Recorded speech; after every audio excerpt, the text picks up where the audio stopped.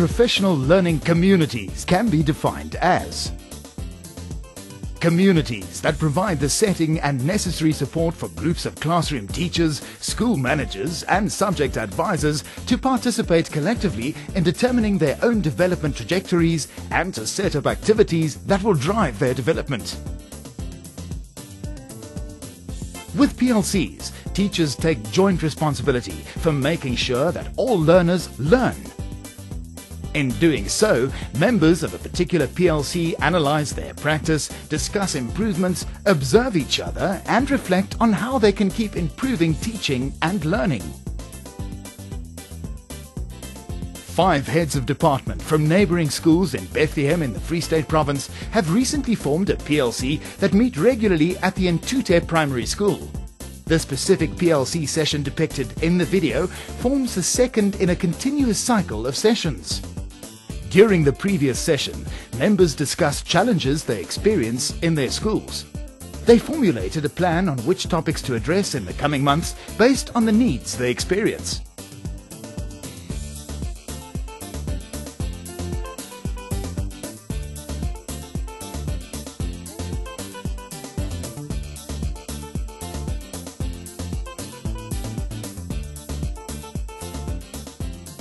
Colleagues, I'm happy that you honored this invitation for this PLC. You remember we once said we'll meet very soon because we had some challenges. Now, can we quickly check? Who can tell me what are those challenges before we can talk about something else? You talked about problem solving, Lucas. Okay.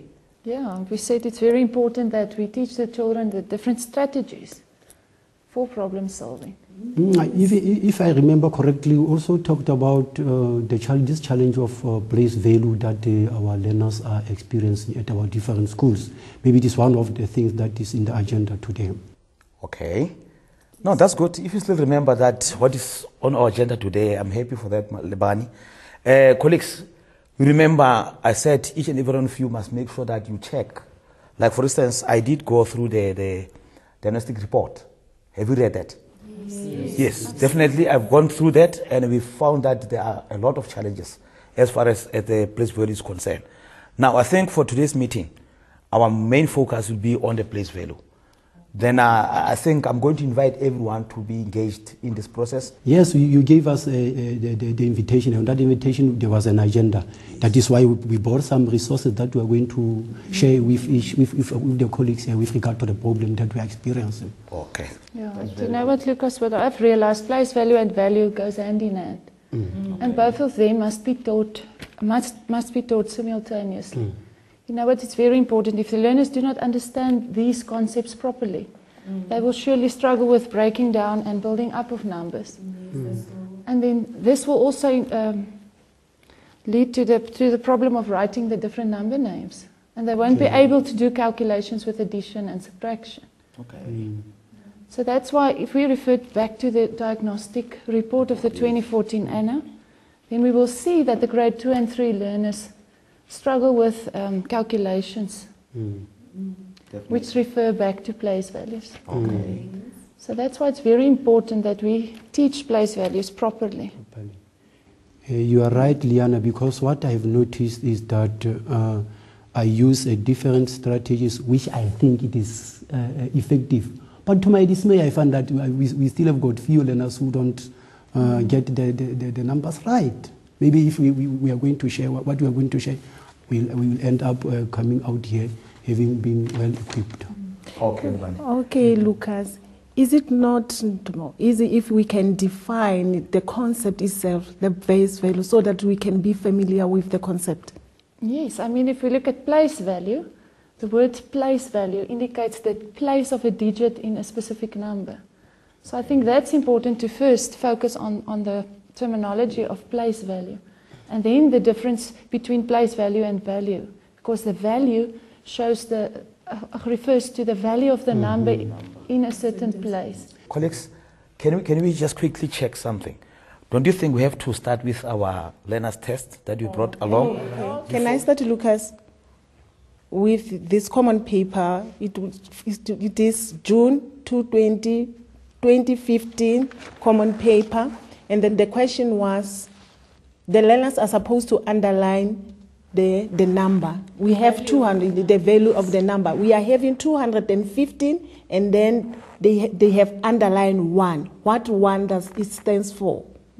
And then if we need to say the value of that particular number, yes. And then this time she got it right. She got it right. Yes. And then the other one, yes, it's fine with here. It's very fine here. All steps are being followed as requested. But let us look at this one. This one, the same question where they're supposed to underline. Let us have a look. What did the child write there? Instead of writing 10, he is writing 13. 134. It's 134. 134. What might be? What was he supposed to write there? The place there, the value of number 1. Number 1. What might be the problem or the cause?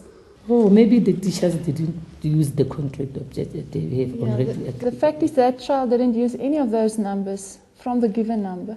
Okay. So I think he used his own numbers. I've got a similar problem, LEANA and Yudupu. I've got a similar problem from the test that I'm having. But finish up with what we are looking first.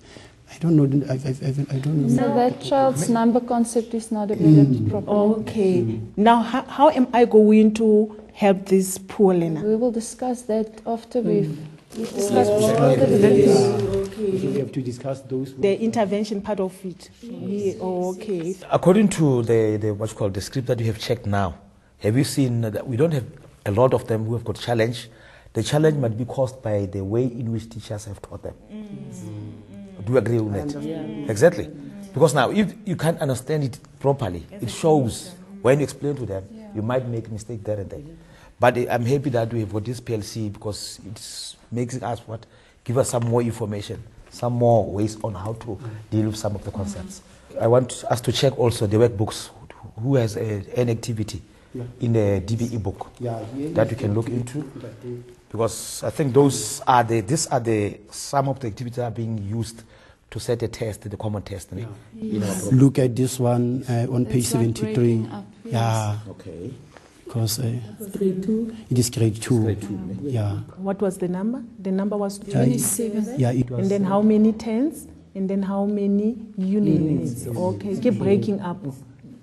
But both of those are value. Yeah, both of them are value. 2 tens or 20, it's the same thing. Same thing. Yeah. Or 2 tens or 20. Yes, it stays The value. value. It's the value.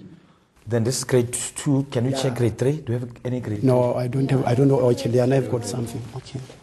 We can open here. We can look at this. Because also they used the value here. The learners had to break up the number, just like in your book, but in both ways. You see. Okay. It's 40 plus 3 or 4 tens plus 3 units. Okay. That's both ways of writing the value of a number. Yes. And I mean, if they don't understand this, then they won't be able to write the number name there. Yes. That's the problem. This part plays a most important role in it, especially when coming to breaking. But they won't be able to do these worksheets if you don't work concrete and practical first. So that's why it's very important to start here from grade 1. The learners must understand, and what I usually do, even with the grade 3s, is to show them that a single, like with these blocks, a single block indicates like the units.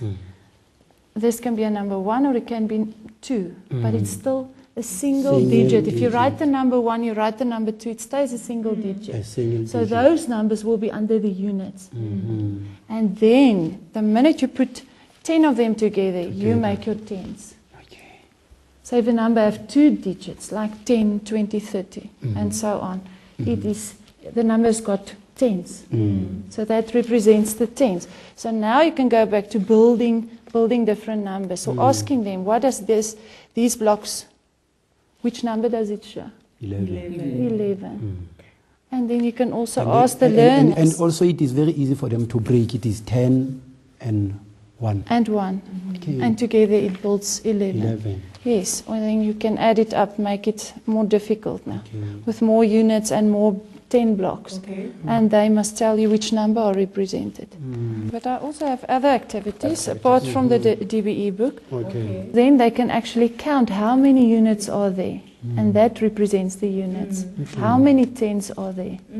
Yeah, I see. So this learner really didn't understand. She doesn't have the concept here of place value. To understand this represents the units and the tens and the hundreds to build up a new number. That is a good activity. I wish I can have this into Lucas. Into LEANA, can you just photocopy it for us so that we can do it as a classwork in our different schools to reinforce it? Yes. There are few learners who commit the errors of this nature. I think they are 7 in my class who commit the error of this. There were 10 of them at the foot. Yes, then I think you are the people who can tell us what did you discover as a problem, because you are working with them. Maybe your solution might help us also. Sometimes I use paper plate. Let's say, for instance, I take 3 of them, I give it to learners, they stand in front. Can I make use of you? Let's say into ESAIA, you take 3, and then LEANA, you take this, and then you take this one. And then let us all read the number. The number is 352. Now, what are the digits? 3, 5, 2. Now, which number stands for tens? This one. The middle one. Which number stands for hundreds? This one. Which number stands for units? 2. Okay. They realize the place and the value. Now, once more again, with the same number, I exchange the paper plates. Oh. Let's say, yes. Okay, but this Yes. one, Lucas meeting. Okay. Now, let us look the number now. What is the number? It's 523.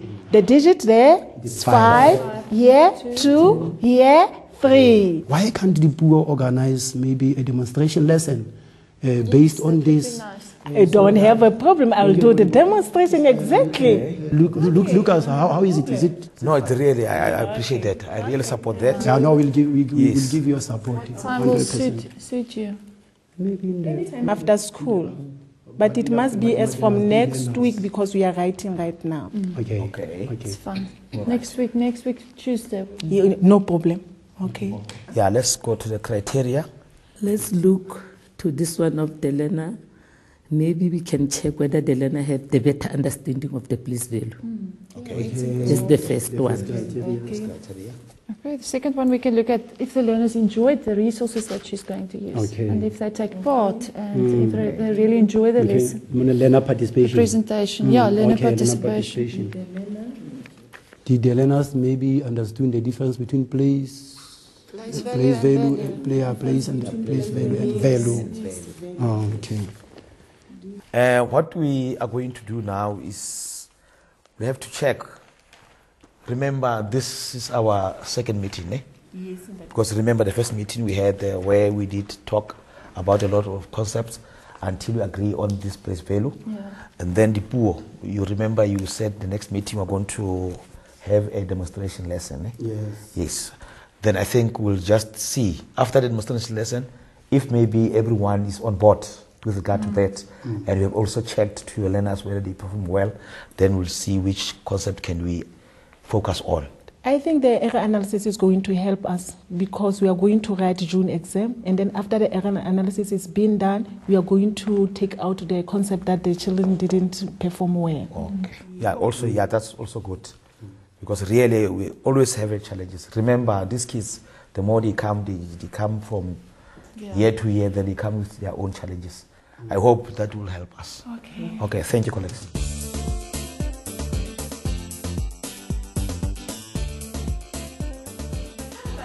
The demonstration lesson provided members of the PLC with an opportunity to observe, take notes, reflect, and then discuss and critique the lesson with the aim of developing best practices to improve teaching and learning. In the process, coherent learning cycles underpinned by common vision and strategy are established to ensure sustainable effects.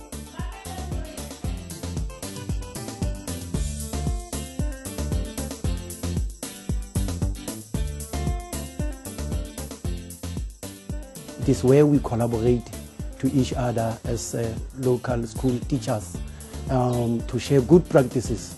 I remember when we started with the PLC in our area, we organized the demonstration lesson with one of our local schools, and we went there just to observe a beautiful lesson presentation. And when we came back, we shared that idea with the rest of the teachers, and our teaching and our learning, they got better and better from that day.